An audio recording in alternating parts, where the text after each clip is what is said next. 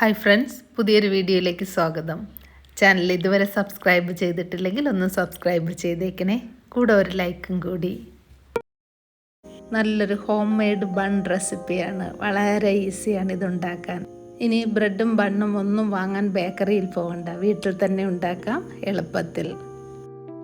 ഒരു ബൗളിൽ 1/4 കപ്പ് ചെറിയ ചൂടുവെള്ളം ഒഴിക്കാം. ഇതിൽ 2 ടേബിൾ സ്പൂൺ പഞ്ചസാര ചേർക്കാം.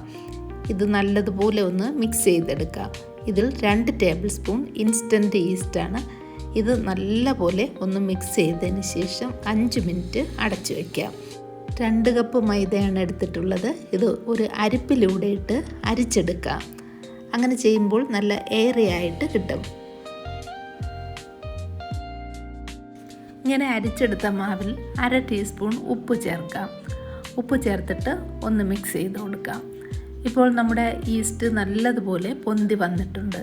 ഇതുപോലെ പൊന്തി വന്നാൽ മാത്രമേ നിങ്ങൾ ഈ മൈദ മാവിൽ ചേർക്കാവുള്ളൂ. ഈസ്റ്റ് ഫ്രഷ് അല്ലെങ്കിൽ മാവ് ഒട്ടും തന്നെ പൊങ്ങുകയില്ല. അങ്ങനെ പൊന്തി വരാത്ത ഈസ്റ്റ് ആണെങ്കിൽ ഈ മാവിലേക്ക് ഒഴിക്കാതിരിക്കുക. 1/4 കപ്പ് പാലെടുത്തിട്ടുണ്ട്. പാല് ചെറിയ ചൂടുള്ളതാണ്. പാല് കുറേശ്ശെയായിട്ട് ഒഴിച്ച് ഈ മാവ് കുഴച്ചെടുക്കണം. വേറെ എക്സ്ട്രാ പാലിൻ്റെ ആവശ്യമില്ല. ഇത് കറക്റ്റ് അളവാണ്. 2 കപ്പ് മൈദയ്ക്ക് 1/4 കപ്പ് പാല്. ഇത് കുഴച്ചെടുക്കുന്നത് മാത്രമേ ഉള്ളൂ ഒരു ജോലി. മൈദ ആയതുകൊണ്ട് കുഴയ്ക്കുന്ന സമയം നമ്മുടെ കയ്യിൽ ഒട്ടിപ്പിടിക്കും. എന്നാൽ കുറച്ച് സമയം കുഴച്ച് കഴിയുമ്പോൾ ഒട്ടും തന്നെ ഒട്ടിപ്പിടിക്കുകയില്ല. ഇപ്പോൾ ഈ പാല് ചേർത്ത മാവ് കുഴച്ചെടുത്തിട്ടുണ്ട്. ഇനി ഇതിൽ 2 ടേബിൾ സ്പൂൺ ബട്ടർ ചേർക്കാം. ബട്ടർ ചേർത്തിട്ട് വീണ്ടും ഒന്നുകൂടി ഒന്ന് കുഴച്ചെടുക്കാം.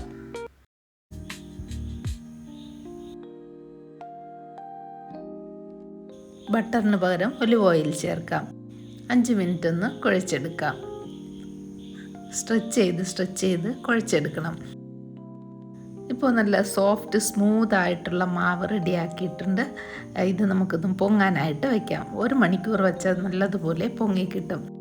അല്പം എണ്ണ ഇങ്ങനെ മുകളിൽ പുരട്ടി കൊടുക്കാം. അപ്പോൾ മാവ് ഡ്രൈ ആകാതിരിക്കാൻ നല്ലതാണ്. ഈ ഒരു മാവ് തയ്യാറാക്കാനായിട്ട് 10 മിനിറ്റ് എടുത്തിട്ടുള്ളൂ.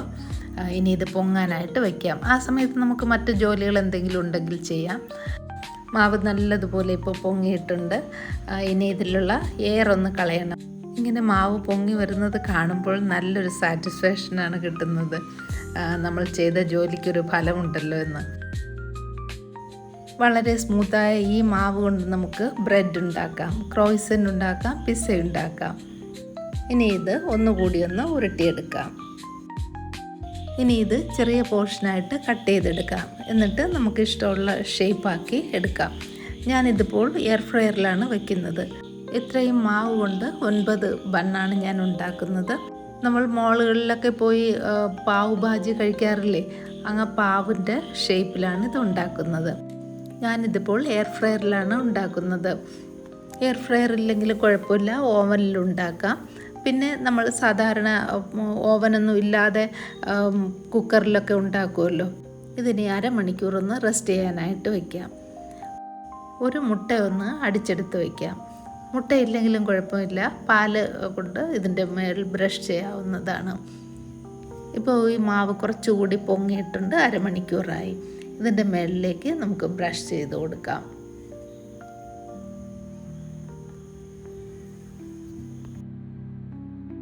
എയർ ഫ്രയർ 180 ഡിഗ്രിയിൽ 4 മിനിറ്റ് ഞാൻ പ്രീ ഹീറ്റ് ചെയ്തിട്ടുണ്ട്.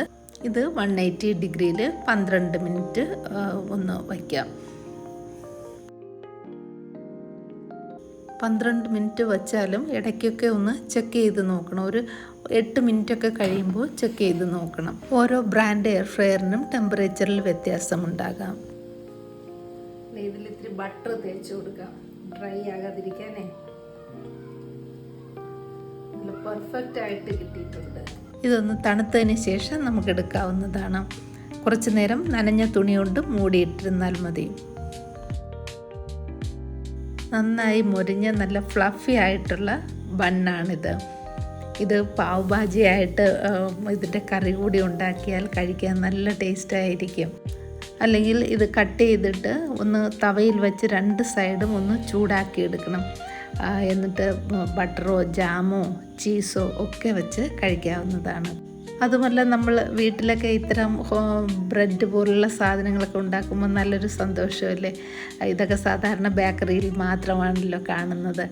അപ്പോൾ മക്കളുടെ മുന്നിലൊക്കെ ഇത് എടുത്ത് കൊടുത്താൽ അവർക്ക് നല്ല ഹാപ്പി ആയിരിക്കും. ഉണ്ടാക്കാൻ എത്ര ഈസിയാണെന്ന് കണ്ടല്ലോ. ഇതിൽ പ്രത്യേകിച്ച് വേറെ ഒന്നും തന്നെ ഇല്ല. സാധാരണ അടുപ്പിൽ വെച്ച് നമ്മൾ കേക്കൊക്കെ ഉണ്ടാക്കും പോലെ ഇത് ഉണ്ടാക്കാവുന്നതാണ്, ഓവനും എയർ ഫ്രയറും ഒന്നും ഇല്ലെങ്കിൽ. ഞാനിത് ലഞ്ചാണ്. എൻ്റെ ചിക്കനുണ്ട്, സലാഡുണ്ട്, ബണ്ണുണ്ട്. വീഡിയോ നിങ്ങൾക്ക് ഇഷ്ടമായെന്ന് വിചാരിക്കുന്നു. ഇഷ്ടമായെങ്കിൽ ലൈക്ക് ചെയ്യുക, ഷെയർ ചെയ്യുക, കമൻറ്റ് ചെയ്യുക. Thank you for watching mother.